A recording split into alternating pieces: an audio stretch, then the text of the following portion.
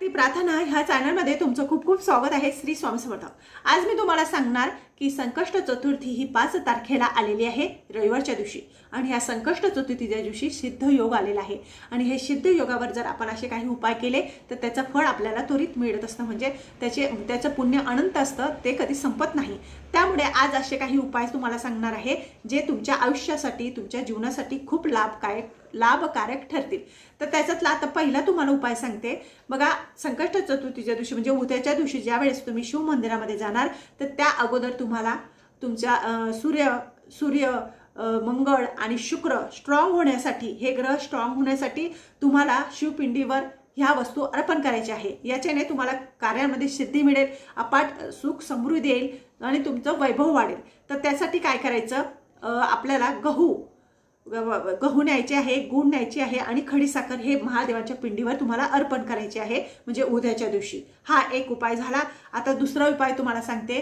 तुम्हाला तुम्ही खूप संकटांचा सामना करत असणार, त्यांना तोंड देणार असणार आणि तुम्हाला वाटत असणार की माझ्या घरामध्ये सुख समृद्धी यावं, सुख यावं, शांतता राहावी, तर तुम्ही हा उपाय उद्याच्या दिवशी करायचा आहे। तर त्यासाठी काय करावं, म्हणजे ज्या वेळेस मी संकष्ट चतुर्थी येते त्यावेळेस तुम्ही हे उपाय केले तरी सुद्धा चालेल। आता उद्याच्या दिवशी संकष्टी आली आहे म्हणून तुम्ही उद्या पण करू शकतात।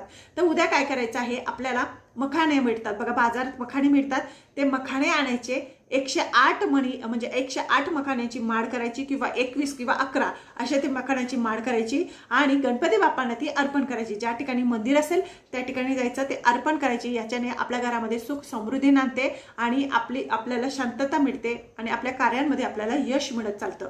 आता तिसरा उपाय तुम्हाला सांगते। तुम्हाला वाटत असेल की म्हणजे आपल्या त्वचेचे आजार किंवा आपला व्यवसाय स्थिर व्हावा, पैशाची बरकत राहावी, व्यवसाय खूप प्रमाणात चालावा, तर ह्यासाठी तुम्हाला काय करायचं आहे, मूग असतात बघा, ते मूग तुम्हाला गणपतीच्या बाप्पांच्या मंदिरात किंवा महादेवांच्या पिंडीवर अर्पण करायचे आहे। असं केल्याने तुमचा व्यवसाय खूप चांगल्या प्रकारे चालतो। तुम्ही मूठभर करू शकता, थोडे सुद्धा करू शकतात, किंवा मनी 108 मोजून सुद्धा तुम्ही करू शकतात, म्हणजे जे हे मूग आहे ते त्या प्रकारे घ्यायचे आणि महादेवाच्या पिंडीवर अर्पण करायचे। याच्याने नक्कीच तुम्हाला खूप चांगले लाभ प्राप्त होतील। हे उपाय करून बघा, अनुभव घेऊन बघा। माझं चॅनल आवडत असेल लाईक करा, सबस्क्राईब करा। श्री स्वामी समर्थ।